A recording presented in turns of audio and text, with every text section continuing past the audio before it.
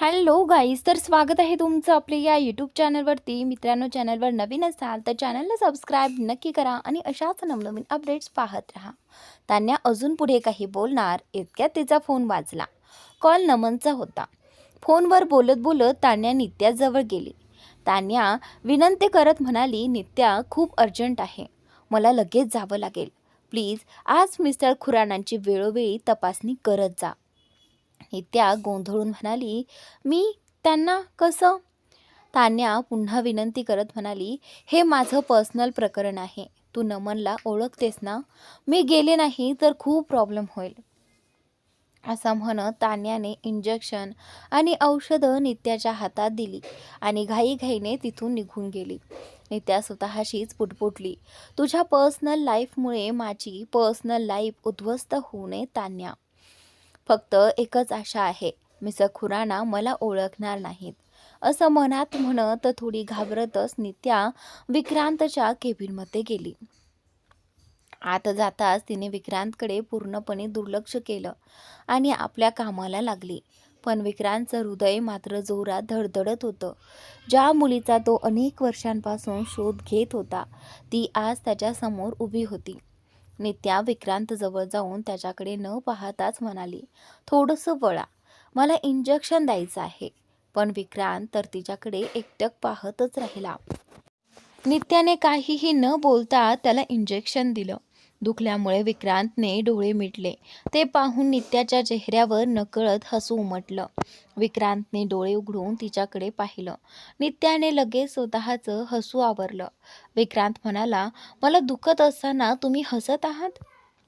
नित्या स्वतःला सावरत हलकसं हसून म्हणाली, नाही, मी तुमच्या वेदनांवर नाही तर तुमच्या भीतीवर हसले. इतकं तर वंशसुद्धा घाबरत नाही. विक्रांत हसत म्हणाला, अच्छा, म्हणजे तो त्याच्या आईवर गेला आहे. हे ऐकताच नित्याच्या चेहऱ्यावरचं हसू क्षणात नाहीसं झालं. औषधं काढत ती शांतपणे म्हणाली, हो, तो माझ्यावरच गेला आहे. आणि त्यानंतर विक्रांत पुन्हा म्हणाला, पण दिसायला तो अजिबात तुमच्यासारखा नाही. नित्या मनात म्हणाली, हो, तो माझ्यासारखा दिसत नाही. विक्रांत पुन्हा विचारत म्हणाला, मग कोणासारखा दिसतो? त्याच्या बाबांसारखा? नित्या काही बोलणार इतक्यात वंश तिला शोधत केबिनमध्ये आला. नित्याकडे न जाता तो थेट विक्रांतजवळ गेला. विक्रांतने त्याला हायफाय देत विचारलं, हे वॉरियर, हाऊ आर यू? आणि त्यावेळी दोघांमधली काही क्षणात तयार झालेली जवळीक पाहून नित्या आश्चर्यचकित झाली. वंश आपल्या बोबड्या आवाजात म्हणाला, आय ॲम गुड. विक्रांत हसत म्हणाला, माहिती आहे का, आताच मी तुझ्या मम्माशी तुझ्या डॅडबद्दल बोलत होतो. हे ऐकताच वंश उत्साहाने नित्याकडे वळून म्हणाला, डॅड, मम्मा डॅड आले आहेत का? ते आपल्याला भेटायला आलेत का? नित्याने त्याला समजावत म्हणाली, नाही रे बाळा, डॅडना खूप काम असतं, त्यामुळे ते आपल्याला भेटायला येऊ शकत नाहीत. विक्रांत गंभीरपणे म्हणाला, का? वंशचे डॅड का येऊ शकत नाहीत? असं कोणतं काम करतात ते की स्वतःच्या मुलाला सुद्धा भेटायला वेळ नाही? आणि त्यावेळी आता मात्र विक्रांतच्या प्रश्नांमुळे नित्याला राग येऊ लागला. स्वतःचा राग आवरत ती म्हणाली, वंशचे डॅड भारताबाहेर राहतात आणि आता ही तुमची वैयक्तिक बाब नाही मिस्टर खुराना. हे ऐकताच विक्रांतलाही राग आला. तो कठोर आवाजात म्हणाला, ही माझीच बाब आहे डॉक्टर नित्या, कारण वंश हा माझा आहे. इतक्यात तो बोलता बोलता थांबला आणि त्यावेळी त्याचं वाक्य ऐकून नित्या पूर्णपणे घाबरली. विक्रांत बेडवर बसण्याचा प्रयत्न करू लागला, पण त्याला जमत नव्हतं. नित्या लगेच पुढे झाली आणि त्याला आधार दिला. दोघेही त्या क्षणी एकमेकांच्या अगदी जवळ उभे होते. नित्याने त्याच्याकडे पाहिलं आणि लगेच नजर चुकवत मागे सरकू लागली. आणि त्यावेळी विक्रांतने तिचं मनगट हलकेच पकडलं आणि विचारलं, एका क्षणासाठी मान्य करतो की ही माझी बाब नाही, पण मग सांगा नित्या, तुम्ही मला का वाचवलंत? माझ्यासाठी डोनर का शोधलात?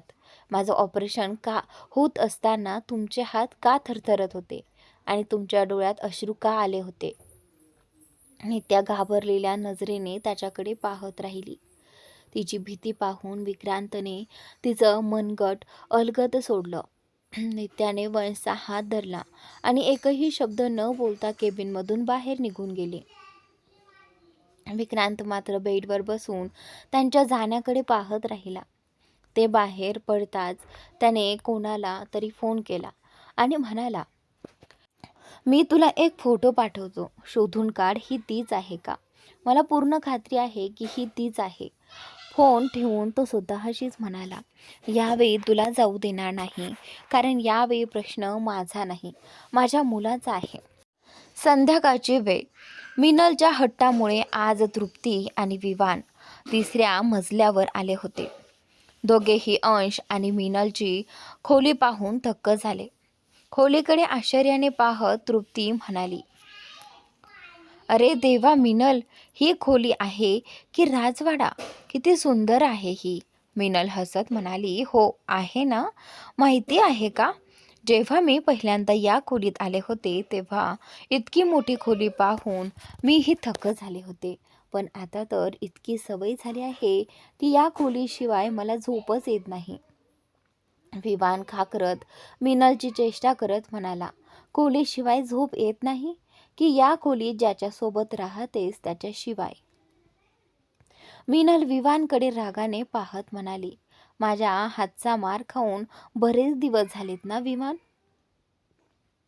विवान गाल चोळत हसत म्हणाला, अरे वा, खरंच खूप दिवस झाले, प्लीज एकदा तरी मार ना. मिनलने हात उगारत विवानच्या मागे धाव घेतली. विवानने तिच्या वाटेत उशी फेकली. तेवढ्यात मिनलच्या नजरेत समोर ठेवलेला पाण्याचा जग पडला. तिने क्षणाचाही विचार न करता संपूर्ण पाणी विवानच्या अंगावर ओतले. विवान पूर्णपणे भिजला. ते पाहून मिनल मोठ्याने हसू लागली. मात्र विवान आणि तृप्ती तिच्याकडे आश्चर्याने पाहत राहिले. थोड्या वेळाने त्यांचे चेहरे पाहून मिनलला काहीतरी विचित्र वाटलं. ती गोंधळून त्यांच्याकडे पाहू लागली. तेवढ्यात एक नोकर दरवाजा ठोठावत आत आला आणि म्हणाला, मॅडम, सर आले आहेत. दररोजप्रमाणे अंश घरी आल्याची माहिती नोकर मिनलला देत असे. मिनलने मान हलवली आणि तो निघून गेला. नोकर बाहेर जाताच तृप्ती घाबरत म्हणाली, हे तुम्ही दोघांनी काय केलं? भाऊ कधीही खोलीत येतील. मिनल स्वतःची चूक अजूनही न समजल्यासारखी घाईघाईने म्हणाली, गाईज लवकर इथून निघा, अंश येण्याआधी. विवान तिच्या जवळ येत तिच्या डोक्यावर हलकासा टप्पल मारत म्हणाला, अगं वेडी, आमची काळजी नंतर कर, आम्ही निघून जाऊ, आधी तुझी काळजी कर. असं म्हणत त्याने पलंगाकडे बोट दाखवलं आणि त्याच नंतर मिनलने पलंगाकडे पाहिलं आणि ती अक्षरशः हादरली. जवळजवळ संपूर्ण पलंग पाण्याने भिजला होता. तृप्ती खोलीबाहेर जात म्हणाली, have a disaster night madam. विवानही हसत म्हणाला, टेक केअर मिसेस आर्यन. असं म्हणत विवान आणि तृप्ती तिथून निघून गेले.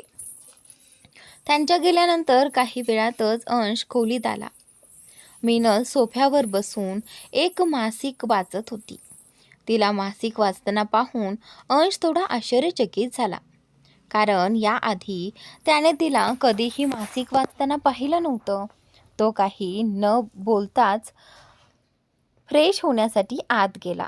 थोड्याच वेळात तो परत आला.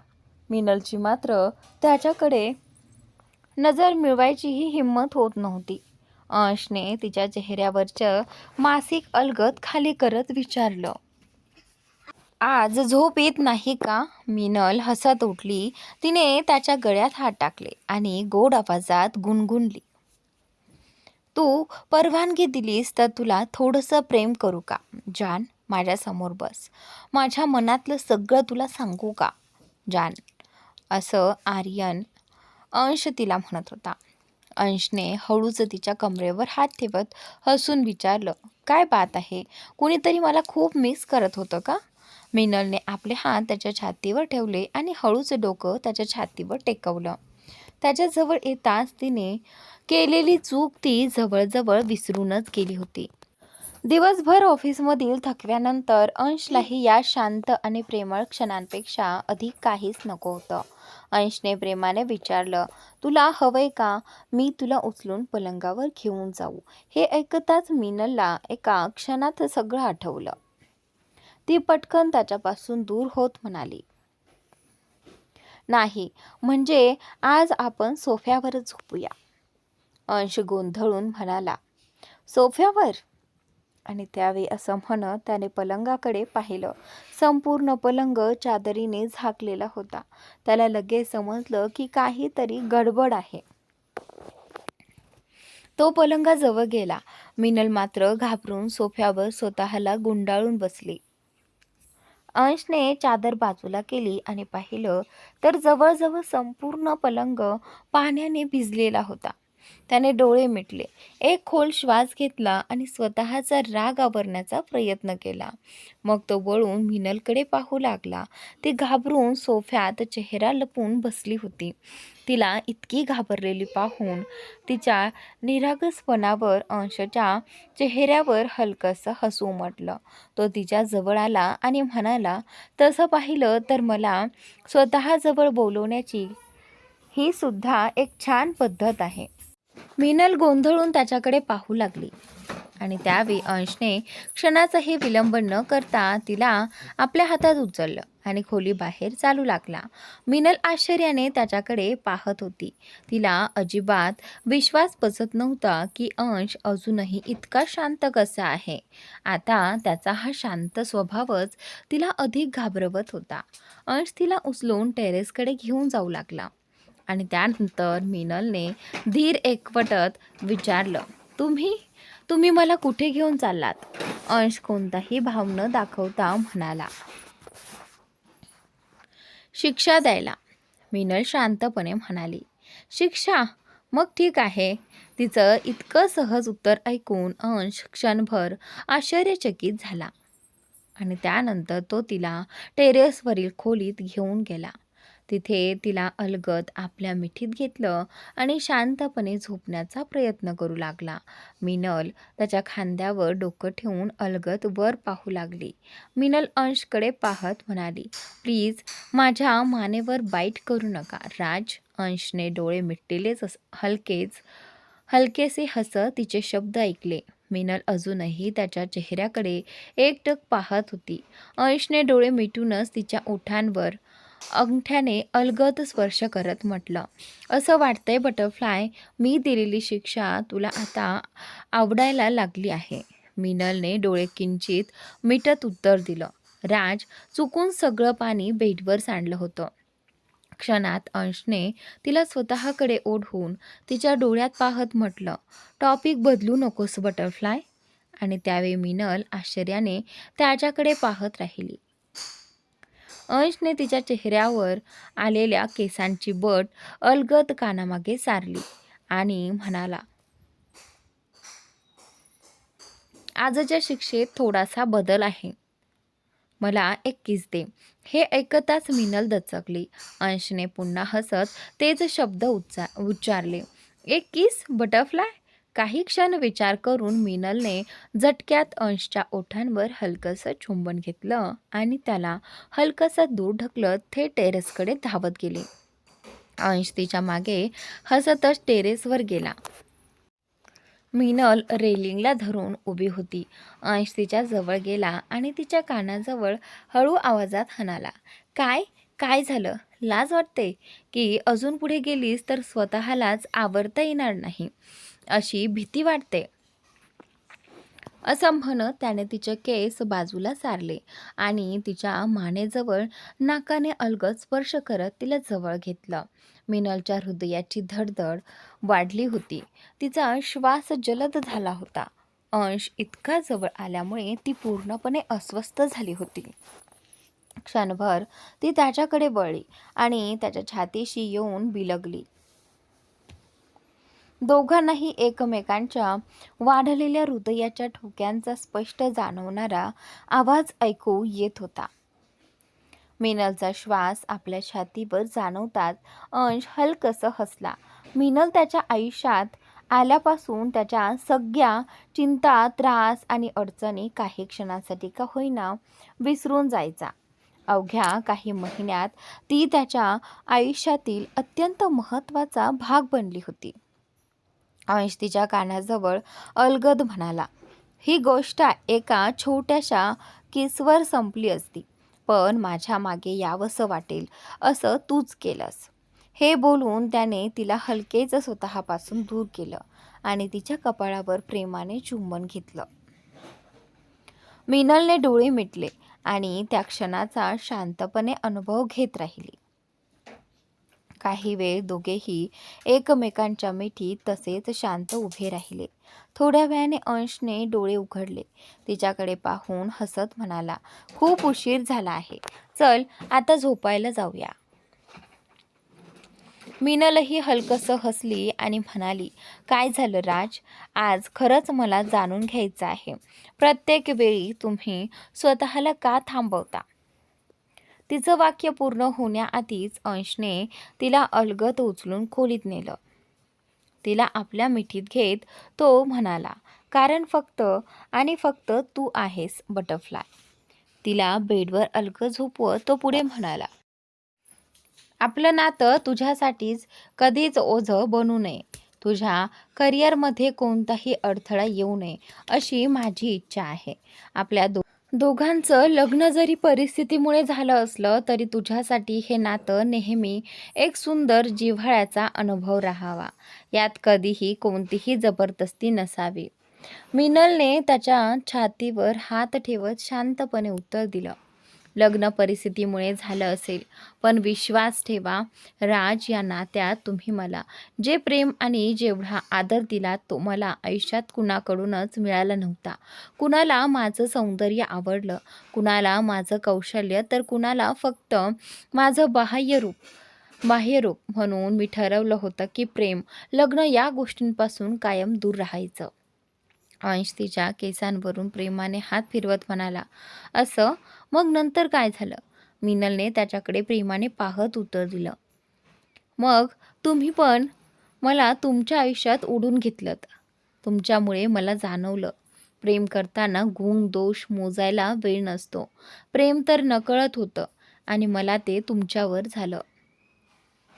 हे ऐकून अंश हसला आणि तिच्या कपाळावर प्रेमाने चुंबन घेतलं. दरम्यान इकडे रात्री साधारण 1 वाजताच्या सुमारास घराची बेल वाजली. बेलचा आवाज ऐकताच श्री कपूर आपल्या खोलीतून बाहेर येऊन हॉलमध्ये आले. त्याचवेळी माहीही आपल्या खोलीच्या दाराशी येऊन उभी राहिली. दार उघडताच समोर ड्रायव्हर आहानला आधार देऊन उभा होता. खूप दिवसांनी आहान इतक्या वाईट अवस्थेत मद्यधुंद होऊन घरी आला होता. आहान अत्यंत शिस्तप्रिय आणि जबाबदार स्वभावाचा असल्यामुळे त्याला अशा अवस्थेत पाहून श्री कपूर आणि माही दोघांनाही मोठा धक्का बसला. आहानचा तोल जात असल्याचं पाहून माहीला राहवलं नाही. ती क्षणाचाही विचार न करता त्याच्याकडे धावत गेली. श्री कपूरही त्याची अवस्था पाहून पुढे सरसावले. तिची पावले तिथेच थबकली. तेवढ्यात कपूर यांनी, चुकून इथे मिनलकडे झालं आहे तर इथे माही आहे, माहीकडे एक कटाक्ष टाकला आणि ड्रायव्हरच्या मदतीने आहानला आधार देत त्याच्या खोलीपर्यंत घेऊन गेले. माही मात्र थोड्या अंतरावर उभी राहून हे सगळं पाहत होती. तिच्या चेहऱ्यावर आहानची काळजी कपूर यांच्या नजरेतून सुटली नाही. ड्रायव्हर आहानला खोलीत सोडून निघून गेला. कपूर यांनी आहानची टाय सैल केली आणि त्याला व्यवस्थित बेडवर झोपवलं. माही खोलीच्या दाराबाहेरूनच आहानकडे पाहत उभी होती. कपूर आहानचे बूट काढण्याचा प्रयत्न करत असल्याचं पाहून ती पुढे आली. त्याचे पाय हातात घेत म्हणाली, मी करते डॅड. कपूर तिच्याकडे एकटक पाहत म्हणाले, कोणत्या अधिकाराने माही? बेटा राहू द्या, आम्ही करू. त्यांच्या या शब्दांनी माही क्षणभर निशब्द झाली. आहानचे बूट काढत श्री कपूर हळू आवाजात म्हणाले, मी एक मुलगा आधीच गमावला आहे माही. खरं सांगायचं तर त्याचं दुःख मला नाही, पण आहानला काही झालं तर मी स्वतःला कधीही आणि तुम्हालाही कधी माफ करू शकणार नाही. हे ऐकताच माहीचे डोळे पाणावले. ती भरून आलेल्या आवाजात म्हणाली, पण डॅड, मी काय केलं? तिचं वाक्य पूर्ण होण्याआधीच श्री कपूर म्हणाले, एकदा नजर वर करून आजूबाजूला बघा माही. तुम्ही आहानसोबत काय करत आहात ते तुम्हालाच समजेल. त्यांचं बोलणं ऐकून माहीने संपूर्ण खोलीवर नजर फिरवली. भिंतीवर लावलेले फोटो पाहून ती थक्क झाली. खोलीभर तिचीच अनेक सुंदर छायाचित्र लावलेली होती. त्यातलं एक मोठं छायाचित्र आहानच्या बेडसमोर अगदी समोर होतं. त्या फोटोसमोर 5 ताजी गुलाबांची फुलं ठेवलेली होती. लग्नाआधी जसा आहान रोज तिला ताजी गुलाबाची फुलं द्यायचा, तसाच तो आजही दररोज तिच्या फोटोसमोर ताजी गुलाबाची फुलं ठेवत होता. हे सगळं पाहून माही पूर्णपणे कोसळली. तिच्या डोळ्यातून अश्रू ओघळू लागले. कपूर यांनी आहानवर ब्लँकेट घालत शांतपणे म्हटलं, स्वतःला एका जागी बांधून ठेवलं म्हणून वेळ थांबत नाही माही. काळासोबत पुढे जाणं हा निसर्गाचा नियम आहे. आहान झोपला आहे, आम्हीही आमच्या खोलीत जातो. गुड नाईट बेटा. असं म्हणत ते खोलीतून बाहेर पडले. माही मात्र अश्रूंनी भरलेल्या डोळ्यांनी आहानकडे पाहत राहिली. आहान तिच्यावर किती मनापासून प्रेम करतो हे तिला चांगलंच माहिती होतं, पण आज त्याची अशी अवस्था तिच्याच डोळ्यांसमोर होती. आज पहिल्यांदाच तिने त्याला इतक्या नशेत घरी येताना पाहिलं होतं. ती हळूच त्याच्या शेजारी बसली. नकळत तिचा हात त्याच्या केसांवर फिरू लागला. त्याच्या चेहऱ्यावरून अलगद हात फिरवत ती अश्रूंनी भरलेल्या आवाजात म्हणाली, स्वतःला एवढा त्रास देऊन मला का त्रास देतोयस आहान? मी आता तुझी आधीसारखी तीच माही राहिले नाही. मी आता तुझ्या लायकीची राहिले नाही. समजून घे ना. का समजून घेत नाहीस? हे बोलताच तिचा बांध फुटला आणि ती रडू लागली. तिच्या रडण्याचा आवाज आणि तिचा स्पर्श जाणवताच आहानला हलकासा शुद्धीवर येऊ लागला. हे पाहताच इथे माही घाबरली आणि तिथून निघू लागली. घाईत जाताना तिचा दुपट्टा टेबलावर ठेवलेल्या फुलांच्या कुंडीला अडकला. कुंडी खाली पडून फुटली. आवाज ऐकून आहानने अर्धवट नशे डोळे उघडले आणि समोर माहीला पाहिलं. तिला पाहताच त्याने तिच्याकडे हात पुढे केला. माही काही क्षण त्याच्या हाताकडे पाहत उभी राहिली आणि मग वळून निघू लागली. तिला जाताना पाहून आहान डगमगत बेडवरून उठू लागला. तो पडणार इतक्यात माही धावत आली आणि त्याला सावरलं. तिने त्याला पुन्हा बेडवर बसवलं आणि पुन्हा निघू लागली. तेवढ्यात आहानने तिचा मनगट पकडलं. नशेतच अडखळत्या आवाजात तो प्रेमाने म्हणाला, जाऊ नकोस माही. यावेळी तुला स्वतःपासून दूर केलं तर मी जगू शकणार नाही. प्लीज मला सोडून जाऊ नकोस. मला खरंच तुझी गरज आहे. I love you. आणि मी मनापासून म्हणतोय, आय लव्ह यू. आज नशेत असला तरी माहीला तिचा जुना आहान दिसत होता. तोच आहान जो तिला प्रेमाने यार म्हणायचा. ती त्याच्याकडे एकटक पाहत राहिली. बोलताना तो वारंवार स्वतःचं डोकं धरत होता. माहीने त्याचा हात अलगद धरला आणि म्हणाली, शांत हो आहान. आता झोप. तू सध्या शुद्धीत नाहीस. आपण उद्या सकाळी बोलू. असं म्हणत ती आपला हात सोडवू लागली. नशेत असलेल्या आहानने एका झटक्यात तिला स्वतःजवळ ओढलं आणि म्हणाला, दारूची नशा तर उद्या उतरून जाईल, पण तुझ्या प्रेमाची नशा काय करू? ती तर वेळेसोबत अजूनच वाढत चालली आहे. माही आश्चर्य आणि भीती अशा दोन्ही भावनांनी त्यांच्याकडे पाहत राहिली. आहान हलकसं हसला.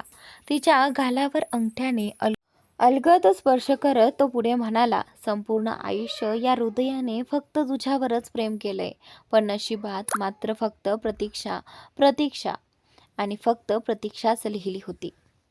त्याच्या मिठीतून सुटण्याचा प्रयत्न करत मिनल म्हणाली, आहान, तू मला दुखावतो आहेस. तिचं वाक्य ऐकताच आहाने तिला लगेच सोडलं आणि एक पाऊल मागे जात म्हणाला, आय एम सॉरी. तुला दुखावण्याचा विचारही मी कधी करू शकत नाही. तुला आत्ता इथून जायचं असेल तर जा माही, पण मला सोडून माझ्यापासून दूर जाऊ नकोस. मला तुझा फक्त आधार नाही, तुझा व्हायचा आहे. मला तुझा आयुष्यभराचा साथीदार व्हायचा आहे, कारण आधाराची गरज तुझ्यापेक्षा जास्त मला आहे. हे बोलताना त्याच्या डोळ्यात अश्रू दाटले होते आणि तो माहीकडे असहाय्य नजरेने पाहत राहिले. मित्रांनो, इथे टायपिंगमध्ये खूप चुका झाल्या आहेत. अंश, आहान, मिनल आणि माही या नावामध्ये. त्यासाठी खरंच सॉरी. प्लीज समजून घ्या तेवढा पार्ट. माही मात्र अजूनही आश्चर्य आणि निरागस गोंधळलेल्या नजरेने आहानकडे पाहत होती. आहान तिच्यासमोर आपल्या मनातील भावना अतिशय प्रेमाने व्यक्त करत होता. आहानवरील नशेचा प्रभाव हळूहळू वाढत चालला होता. नशेतच स्वतःची जीभ सांभाळत तो म्हणाला, हा हो माही, मला तुझ्या आधाराची गरज आहे आणि तो आधार फक्त तूच देऊ शकतेस. हे बोलताच त्याने पुन्हा एकदा डोकं धरलं आणि तोल जाऊ लागला. माही लगेच त्याच्या जवळ जाऊन त्याला सावरत म्हणाली, आहान, प्लीज, मला अपराधी वाटेल असं बोलणं बंद कर. शेवटी तुला माझ्याकडून नक्की काय हवं आहे? आहान प्रेमाने तिच्या डोळ्यात पाहत म्हणाला, मला तुझ्याकडून काहीच नको आहे. फक्त एवढंच लक्षात ठेव, कदाचित नियतीने आपल्याला दुसरी संधी यासाठी दिली आहे की तुला सांगता यावं, तू माझी होतीस, माझी आहेस आणि कायम माझीच राहशील.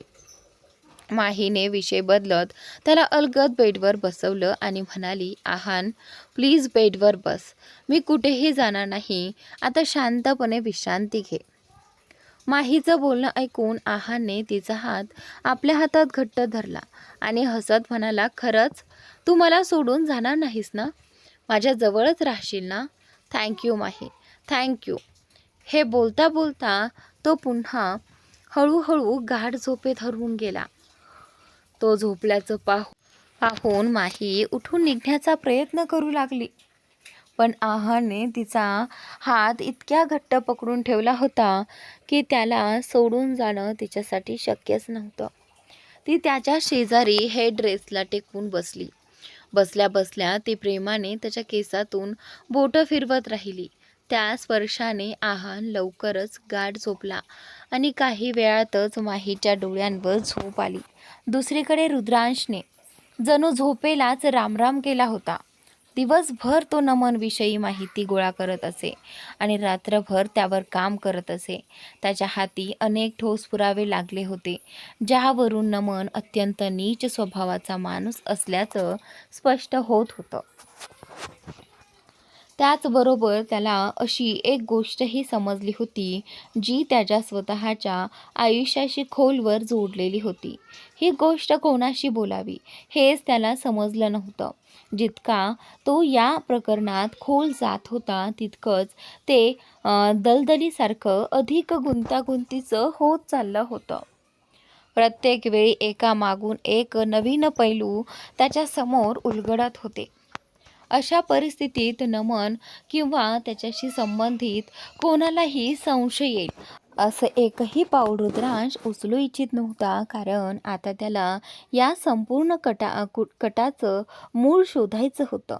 त्याला आता नमनपेक्षा या सगळ्या खेळामागच्या खऱ्या सूत्रधाराचा शोध घ्यायचा होता. रुद्रांशला हे स्पष्टपणे समजलं होतं की नमन हा खेळातील केवळ एक प्यादा आहे. अंशला काहीही सांगण्यापूर्वी त्याला प्रत्येक गोष्टीची पूर्ण खात्री करून घ्यायची होती. विचारांच्या गर्तेत हरवलेला रुद्रांश बाल्कनीत उभा राहून सिगारेटचे झुरके घेत होता. एक सिगारेट संपल्यावर त्याने खिशातून दुसरी काढली आणि लायटर शोधू लागला. इतक्यात त्याला शेजारच्या बाल्कनीत कोणीतरी उभं असल्याची जाणीव झाली. त्याने मागे वळून पाहिलं तर तान्या हाताची घडी घालून त्याच्याकडेच एकटक पाहत उभी होती. रुद्रांशने खोल श्वास घेत म्हणाला, कमाल आहे यार, एवढ्या अंधारात कोण उभं राहतं? तू तर मला घाबरवलंस. इतकं बोलून त्याने लायटर शोधलं आणि सिगारेट पेटवली, पण तो बोलूनही तान्या तशीच त्याच्याकडे पाहत राहिली. तिच्या नजरेमुळे त्रासून रुद्रांश म्हणाला, आता असं एकटक पाहणं थांबवशील का? निदान एक सिगारेट तरी शांतपणे ओढू दे. मी फक्त सिगारेट ओढतोय, कुणाचा खून केलेला नाही. तरीही तान्या काही बोलली नाही. रुद्रांशने तिच्याकडे पाहिलं, सिगारेट विझवली आणि डस्टबिनमध्ये टाकत म्हणाला, आता खुश? तान्याने फक्त होकारार्थी मान हलवली आणि आत निघून गेली.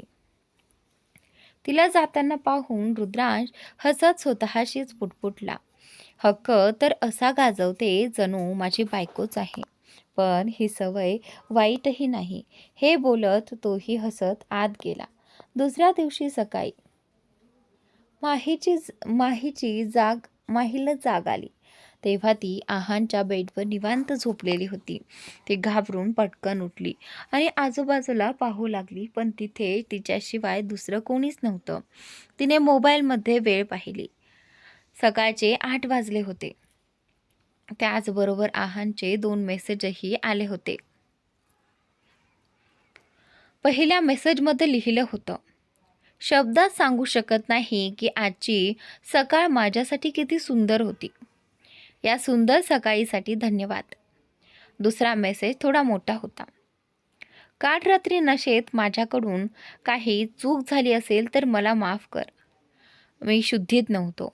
स्वतःला कितीही थांबवायचा प्रयत्न केला तरी मी पुन्हा तुझ्याकडे ओढला जातो. खरं तर समोर येऊन माफी मागायची होती, पण तू झोपेत इतकी सुंदर दिसत होती की तुला उठावसंच वाटलं नाही.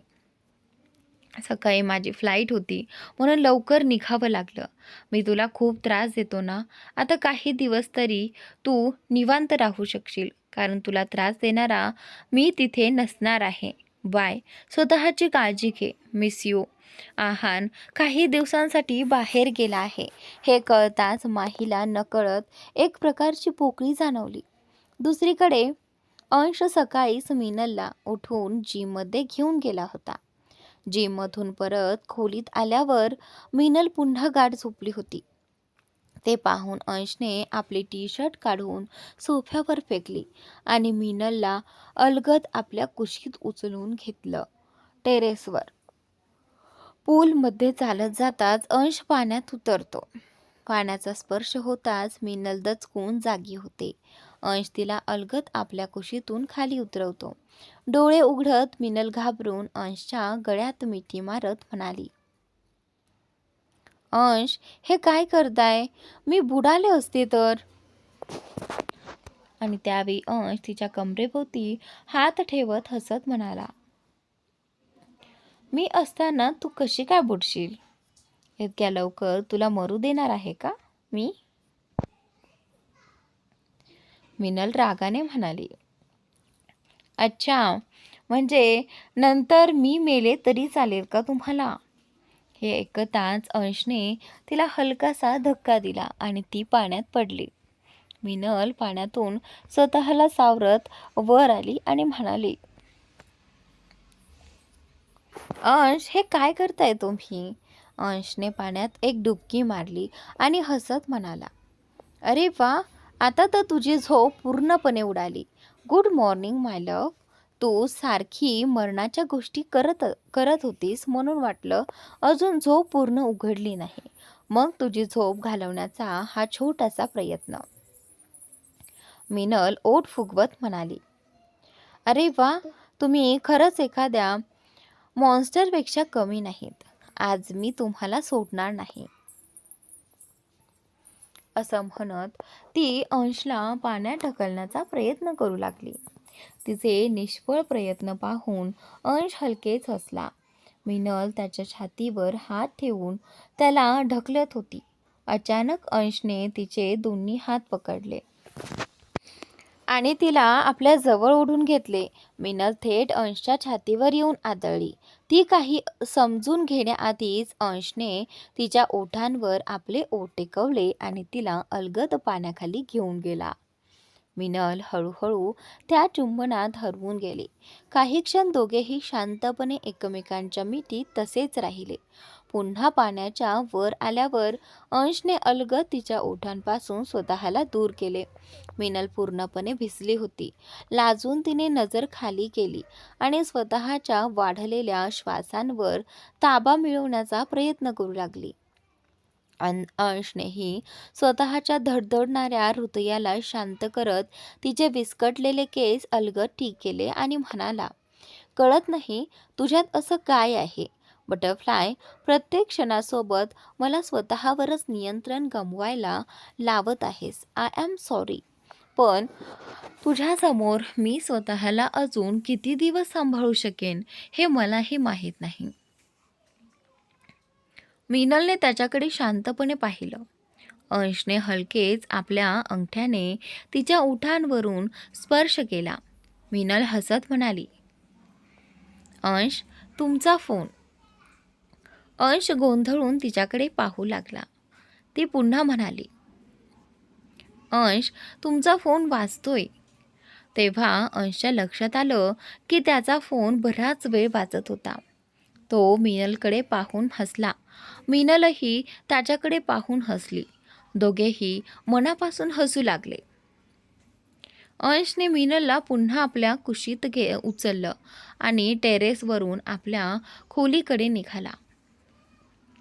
दुसऱ्या दिवशी सकाळी मिनल चेंजिंग रूममधून बाहेर येऊन आरशासमोर उभी राहून केस नीट करत होती.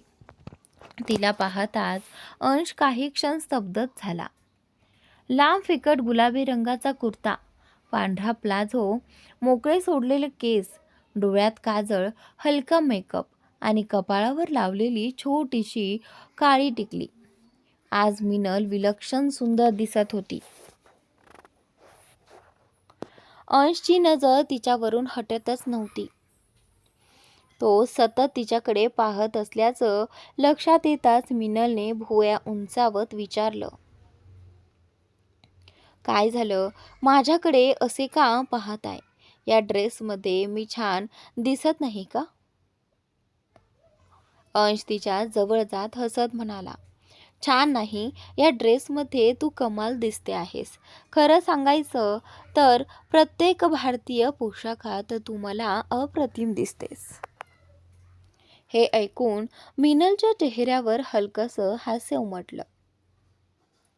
अंश तिच्याकडे पाहतच तिच्या कपाळावर हलकंसं चुंबन घेत म्हणाला, आठवतंय आपल्या लग्नाच्या दुसऱ्या दिवशी तू आजीने दिलेली साडी नेसली होतीस. त्या दिवशी तू किती आकर्षक दिसत होतीस हे शब्दात सांगू शकत नाही. त्या दिवशी मी स्वतःवर कसं नियंत्रण ठेवलं होतं हे फक्त मलाच माहीत. मिनल भुवया उंचावत म्हणाली,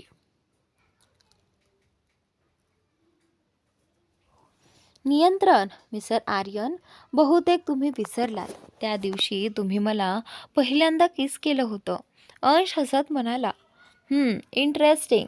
म्हणजे तुला आपलं पहिलं चुंबन अजूनही आठवतंय.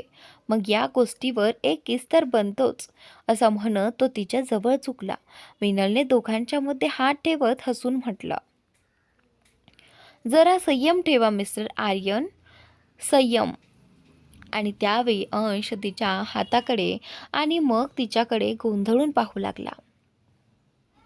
मिनल त्याच्या चेहऱ्यावर बोट फिरवत मिश्किलपणे म्हणाली, म्हणतात ना, संयमाचं फळ गोड असतं. अंश हसत म्हणाला, वाह, काय बात आहे. मिसेस आर्यन आता डोळ्यात डोळे घालून रोमॅन्टिक बोलायलाही लागले आहात. मिनलने त्याला हलकंसं पुढे ढकलत म्हटलं, बरं, आता तुम्ही ऑफिसला निघा. मला कॉलेजला उशीर व्हायला नको. अंश एका हातात ब्लेझर आणि दुसऱ्या हातात ऑफिसची बॅग घेत म्हणाला, लक्षात ठेव मिसेस आर्यन, त्या गोड फळाची मी आतुरतेने वाट पाहीन. हे ऐकताच मिनल लाजून हसली आणि दोन्ही हातांनी आपले डोळे झाकून घेतले.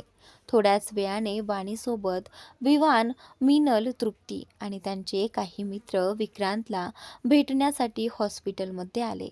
केबिनमध्ये नित्या विक्रांतची सलाईन बदलत होती. मिनल विक्रांतकडे पाहत म्हणाली, तुम्हाला माहिती आहे का सर, तुम्ही खूप वाईट आहात. सगळ्यांना मदत करता, पण स्वतःला मदतीची गरज असताना मात्र कोणाचीही मदत घ्यायला तयार होत नाही. विवान म्हणाला, मिनल अगदी बरोबर बोलते सर. आम्हाला हे आधीच कळलं असतं तर ही समस्या कधीच सुटली असती.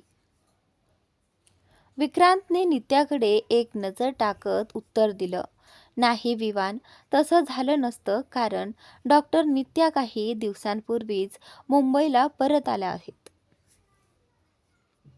हे ऐकताच सगळ्यांची नजर नित्याकडे वळली.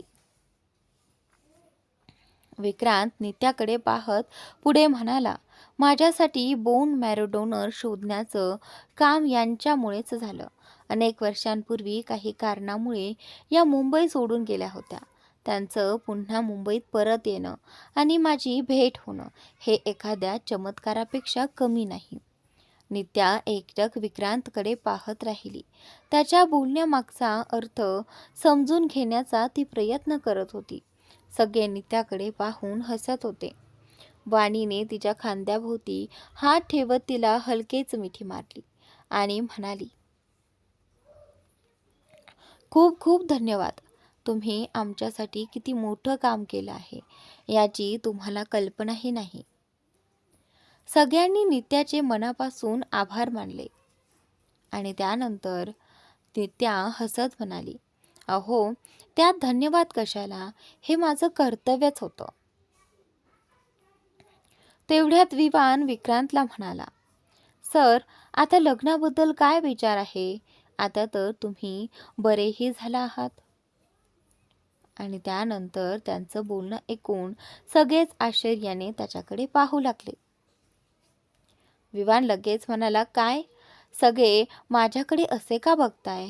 मी काही माझं आणि सरांचं लग्न लावून देतोय असं नाही बोललो ना? माफ करा, आम्हा दोघांपैकी कोणीही गे नाही.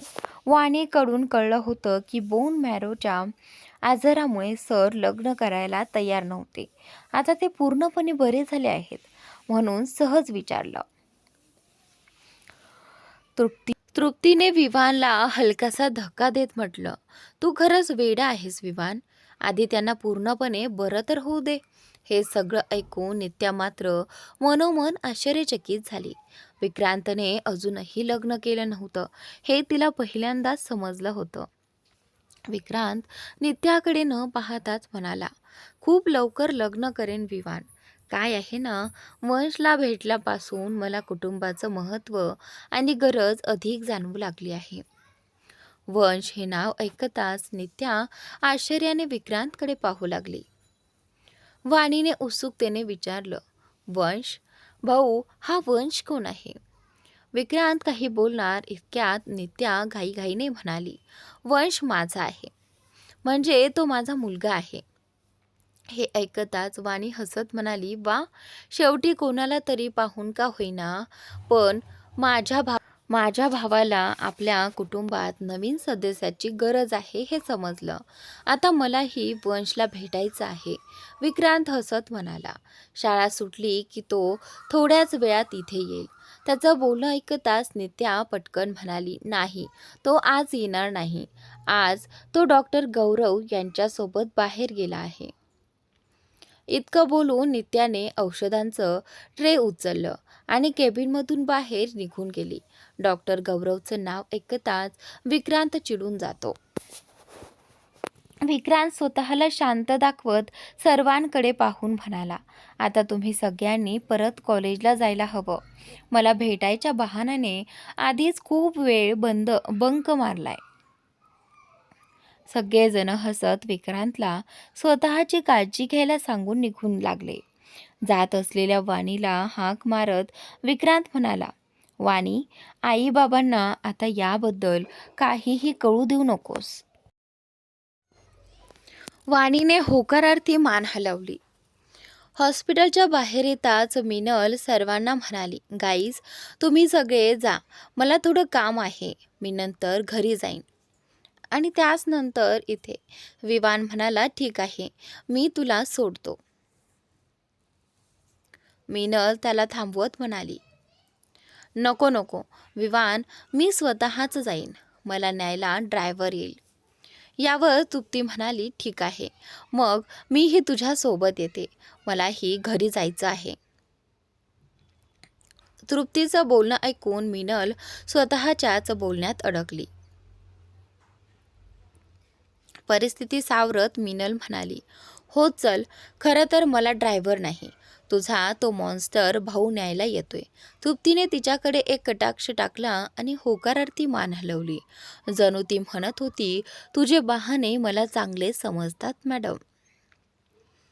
तृप्ती आणि विवान ओके म्हणत सगळ्यांसोबत कॉलेजकडे निघून गेले. इकडे अंश तान्याला भेटण्यासाठी हॉस्पिटलमध्ये पोहोचला. चेहऱ्यावर मास्क लावून तो तान्याच्या केबिनच्या दारावर टकटक करतो. आतून तान्याचा आवाज आला, कम इन. आणि त्यावेळी आता इथे अंश दार उघडून आत डोकावत म्हणाला, काय डॉक्टर तान्या, तुमच्या मौल्यवान वेळेतून मला थोडा वेळ मिळू शकेल का? तान्याने मास्कमध्येही अंशला ओळखलं. ती आनंदाने हसत म्हणाली, भाऊ तुम्ही इथे? अंश आत येऊन दार बंद करतो, मास्क काढतो आणि म्हणतो, तू तर घरी येतच नाहीस, म्हणून वाटलं काम मलाच होतं तर मलाच यावं लागेल. तान्या त्याला बसायला सांगत म्हणाली, असं काही नाही भाऊ, तुम्ही सांगितलं असतं तर मीच तुम्हाला भेटायला आले असते. आणि त्यावेळी अंश म्हणाला, ठीक आहे, ते सगळं सोड, आता माझं नीट ऐक. तुला माहिती आहे, मला गोलमोल बोलायला ना आवडतं ना मी तसं बोलतो. तान्या गोंधळून म्हणाली, काय झालं भाऊ, तुम्ही असं का बोलताय? त्यावेळी तान्याचं वाक्य पूर्ण होण्याआधीच अंश म्हणाला, तुला रुद्र आवडतो का? म्हणजे रुद्रांशबद्दल तुझ्या मनात काय भावना आहेत? तान्याने एक खोल श्वास घेतला, नजर चुकवत म्हणाली, काय भावना म्हणजे मी त्याच्याबद्दल काय आणि का विचार करेन? एका गुंड्याबद्दल दुसरं काय वाटणार? अंश आश्चर्याने म्हणाला, गुंडा म्हणजे काय? आणि मला खरं खरं सांग तान्या, माझ्याशी काहीही लपू नकोस, मला फक्त सत्य जाणून घ्यायचं आहे. तुला तो कधी आणि कसा आवडायला लागला याच्याशी मला काही देणं घेणं नाही, फक्त खरं सांग. तान्या म्हणाली, भाऊ तो गुंडा आहे, तुम्ही त्याच्यासोबत काम करता तरी तुम्हाला त्याच्याबद्दल काहीच माहिती नाही का?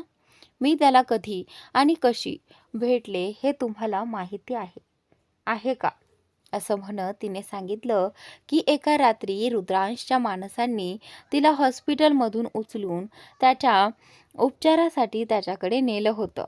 हे ऐकताच अंश म्हणाला, हे सगळं मला आधीपासूनच माहिती आहे, पण त्याला न आवडण्याचं असं एखादं कारण सांग जे मला माहिती नाही.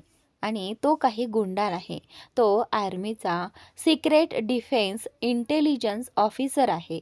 ही गोष्ट माझ्या आणि तरुणशिवाय आता फक्त तुला माहिती आहे, त्यामुळे ही माहिती दुसऱ्या कोणालाही कळता कामा नये. त्यावेळी तो एका गुप्त मोहिमेवर होता. उपचारासाठी तो उघडपणे बाहेर आला असता तर त्याचा जीव धोक्यात आला असता. तान्या आश्चर्याने म्हणाली, काय म्हणजे तो गुंडा नाही? पण त्याने मला कधीच का सांगितलं नाही?